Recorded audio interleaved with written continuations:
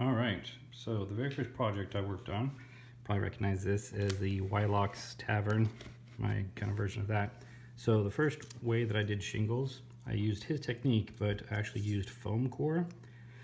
But I cut the foam core in half, so it's thinner, and I like the results. I like the thickness of it, but it was really tedious to go through and cut each individual shingle. And there's examples where, like, if you cut a little bit too far, you'll cut into the shingle next to it. It just didn't really like that technique.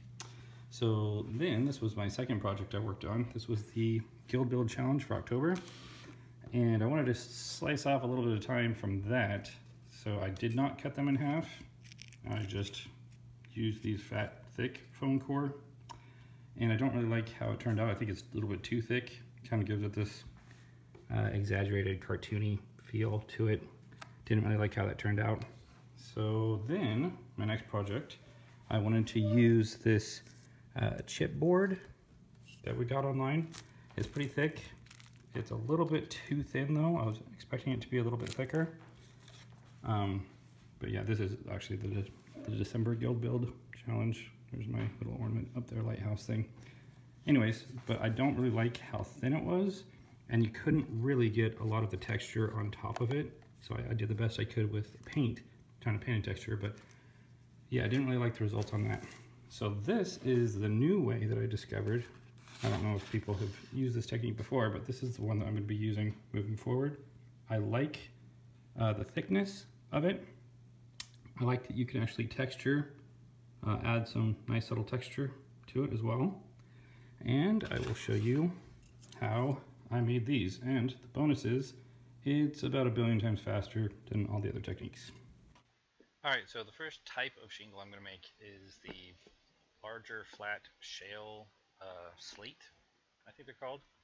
So what I'm doing here is making little marks every 1/4 of an inch, because I want each one of the shingles to be about 1/2 an inch. And keep in mind, it doesn't have to be perfect. I'm just making marks so that I know how big each one is going to be. Now I'm going to go through and connect these. Now, don't worry, I'll do the other shingles as well. This is the similar technique, and I just wanted to try it out on this one. So I'll do the regular shingles after this, but this I'm making a template for the larger type stone slate shingles. Now I'm cutting this about 3/4 of an inch. I'm kind of eyeballing it though, and drawing on my template.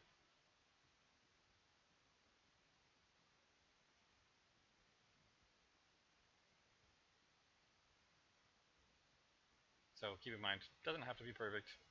And now I'm just cutting out. You just want to make sure that your proxon wire is at as close to a 90-degree angle as you possibly can, so that each of the shingles is the same angle. And I had a guide up at first, but it just kept getting in the way, so it's better to just freehand it.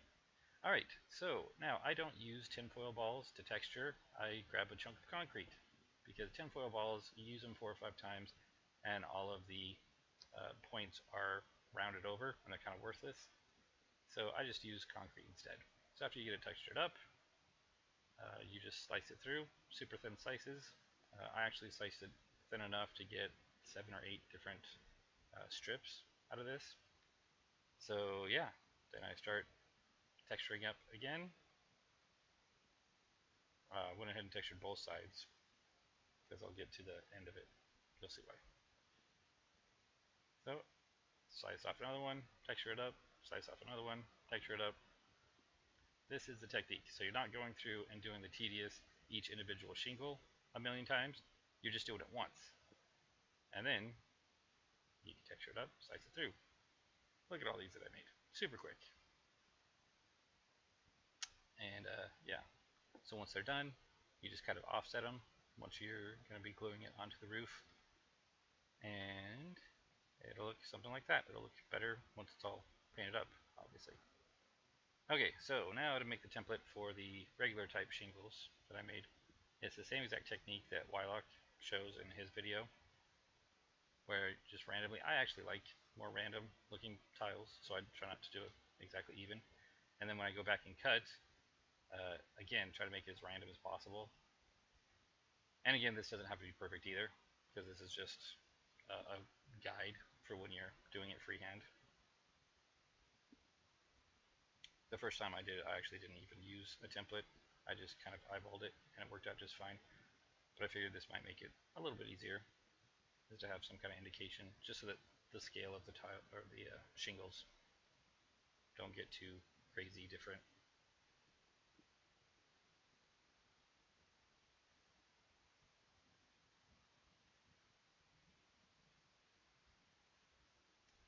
So yeah, there you go. Just a little bit of a visual indication of where to cut. And there you go. You just have to make sure that when you're cutting out the shingles, you're cutting a little bit lower so that you're separating each shingle. So you push a little bit further down before chopping off the shorter shingles, and you just want variation. It's really satisfying to peel off all of those. And when you're done, you have one big fat shingle slice, and just like the other shingles, we're going to texture this up a little bit. So I want these shingles to look old and dirty and beat up. So I'm going to texture it with the rock first, and then I'm going to use my technique of texturing wood, is taking those shish kebab skewers and just loosely holding them in my hand, pressing down firmly, and that's how I make my wood texture. I like this better than the wire brush, because the wire brush is really, really fine texture, whereas this is a little more fat and exaggerated and reads better, I think, the details wise, when you're looking at a finished piece on the table. So there you go, a little bit of wood texture on these shingles, and it's the same exact technique as the other slate shingles, where you texture one of the sides, put it through the Proxon, a super thin slice. There you go. One of these done, and you didn't have to go through and cut each individual tile. You do it one time, the tedious thing one time, and yeah, a lot easier. Texture it up. A little wood texturing. And you can probably skip this part if you don't like the wood texture on the shingles, or if you want the shingles to not look as old and weather beaten. But I wanted mine to look a little older. So yeah, just rinse and repeat over and over again.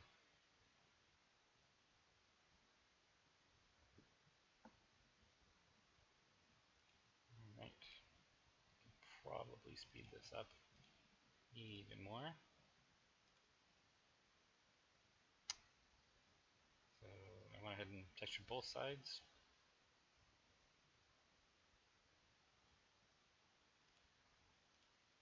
And that's about it.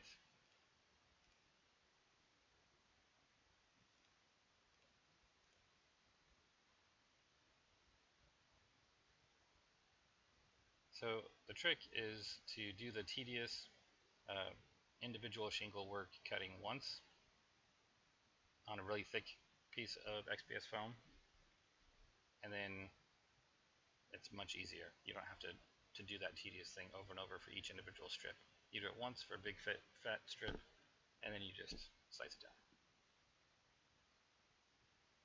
And there you go. At the end, you have all of this done, and it takes about a fifth or a sixth as long as it would otherwise.